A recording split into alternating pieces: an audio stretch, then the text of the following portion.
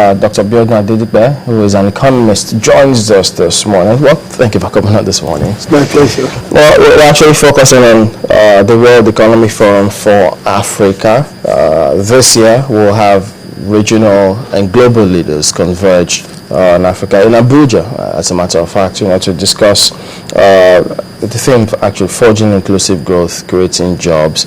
And one wonders, taking a look at it from our current situation now, with all these headlines one looks at, when the forum eventually holds, I'm just thinking, those kind of topics, issues that will be discussed at the time in creating jobs and the challenges we face here, how do you see us successfully just hoisting, or do I say pushing through those topics in spite of what we're currently going through now, if you were to look at now and looking ahead?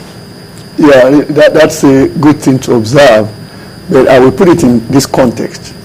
And the first context is that the world needs Nigeria at this point in time. And I say that deliberately because of what is happening around the world. Now, if you especially look at the beginning of this year, when people began to look at the global economy and to ask themselves, where are the new investment opportunities coming from?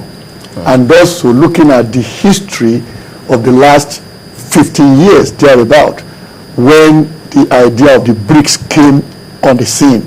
And then investors globally began to look at where do we make the next round of good money. And then they identified Brazil, Russia, India, and China. Now, over that period of time, these four economics actually proved to be a good source of money making for investors.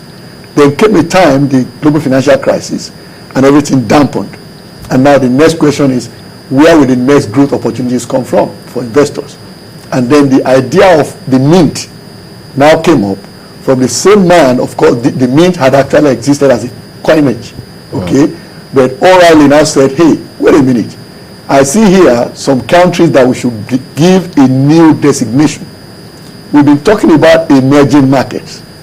Now, there are 4 countries that, in my own estimation, I see as the frontier economies. And that was where Nigeria's name came up again. That is outside of the N11 that we had in 2005, 2007, that actually gave birth to Nigeria's Vision 2020. Yeah. Okay? So now, looking at this, the position is that, yes, frontier economies. You talk about Mexico, you talk about Indonesia, Nigeria, and then Turkey. And so the big question is, Nigeria is presenting the world, and that's why I said the world needs Nigeria, with opportunities for money making, and that will be even from now into the long term. Because the projection actually is that over the next 20 years, Nigeria will provide opportunities for investors that they probably cannot easily find elsewhere in the world. And that is what investors are actually looking at. Now, that's on the one side. The other side of it actually connects to the theme of the forum, which is inclusive growth, and then, of course, job creation. Yeah. Again, we situate that in context of what has happened to our economy in the last 10 to 15 years. Again, coincidentally, we've enjoyed growth, no doubt, an average of about 6.7%. In fact, 6.71 to be specific, in the last 11 years, average GDP growth rate. Now, this growth has been without development, as we normally say it in economics, and that is, there has been no trickle down. So the issue now is, how do we grow this economy in such a way that it creates development? And that can only come when you create jobs, which means those jobs must be created here in Nigeria. That's inclusive growth. Exactly, so inclusive growth. So it must therefore be created in Nigeria and not offshore. And I mean simply that anytime you import anything whatsoever, you are creating jobs offshore. So if investors come and now put their money here on the ground to create jobs, jobs will be created here. And the growth you also see will include a lot more people. That's the part where they talk about what? The hot money that is not usually invested in the country, that it just circulates and then usually just flees. Now, the hot money is a different perspective to it. Now, hot money looks at opportunities in the stock market. And what they do is they've done all their projections for how the stock market will respond to the various reforms taking place within the economy. And so chances are that stocks today that might appear to be penny stocks will in fact gain value over time. And so we can come in with what we might call cheap naira. Cheap naira because the naira exchange rate makes it very, very interesting for an investor to come in with a few dollars, convert to naira, and buy a lot of stocks in Nigeria. And then, of course, in the course of time, he divests and he takes out his money. And of course, most of the time, the reason we call it hot money is because these monies live at the slightest sign of worry. And they're not deeply invested. They are not deeply invested. Now, the kind of investment that the forum here is looking at are those that will go into the real sector, which are the ones that actually create jobs, as different than the hot money. We know how governance is very important, to create jobs, inclusive growth, part of the forum. But now that we're in an election year, we know that they will focus a lot on elections. We have 2 this year, 1 next year. So, do you see us, or do you see the economy growing as much as it ought to, even with that attention of ours? So, by the way, you even have national conference coming up. Yes. How are we going to focus on all these things, yet expect that same kind of growth in the economy? There is no doubt that because the elections will take a lot of the attention of our leaders this year and next year, that the economy certainly might not be able to grow at the pace we project with all these reforms, and expected reforms anyway, because the idea that will come from the forum too will lead into some new reforms. Yeah. But whether now, in terms of governance, we'll be able to give more attention to that in the light of elections will be an issue. So yes, the economy will still grow because of efforts in the private sector, also partnering more with the government, and on the other hand, also looking for opportunities to grow their wealth.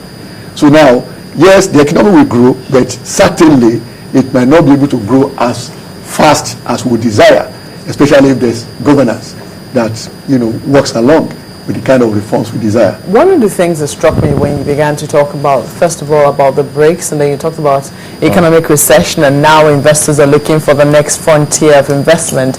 Do you see a kind of, I don't want to use that word, but it's the one that readily comes to mind, a use and dump situation here, in the sense that, you're done with the BRICS, where's the next place, where else can we put our money? Is that how it works, or is it that it's no longer as attractive as it used to be, or those ones have stabilized so much so that the marginal profit is very little, and they're looking for where next they can make the next big money? Is that what's happening? In natural fact, that is what is happening, and I will put it in this manner. When you look first at the more advanced economies, some of them are now recovering, okay, but the growth prospects are not as bright as any typical investor will want it. And so you invest in such economies, what you obtain as return on your investment is within a very thin margin.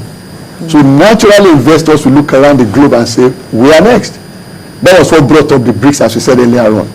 Now, at some point, in fact, in 2005 to be specific, most investors went back because having seen that the projections about the BRICS turned out exactly as projected between 2001 and 2004.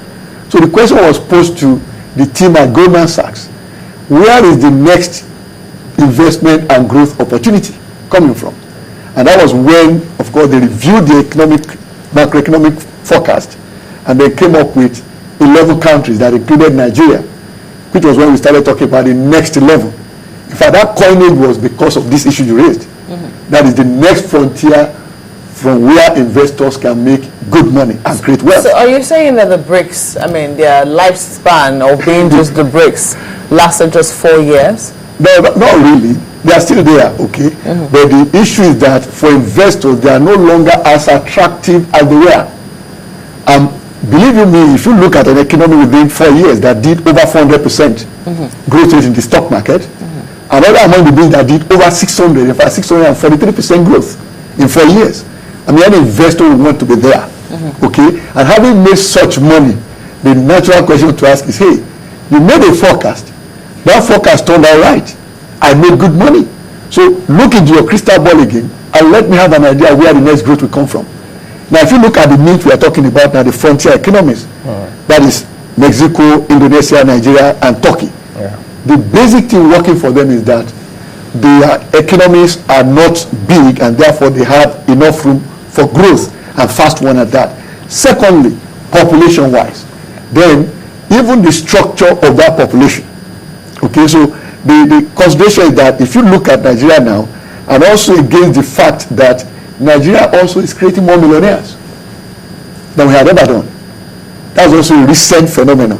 So in which case, we are having more Nigerians coming to the millionaire bracket in the global survey that is conducted annually. And that means anyone who has $1 million is in the millionaire class. Nigeria is creating a lot more. And that has happened in recent times. So the whole world is now looking at it, hey, if Nigeria is going to create more of that, that means the middle class is going to expand, and if the middle class expands, link that to consumption, and then look at the population, very useful. So over the next 20 years, that means the population that is grown and also moved into middle class will expand. Okay. And that will be a huge market. Now, this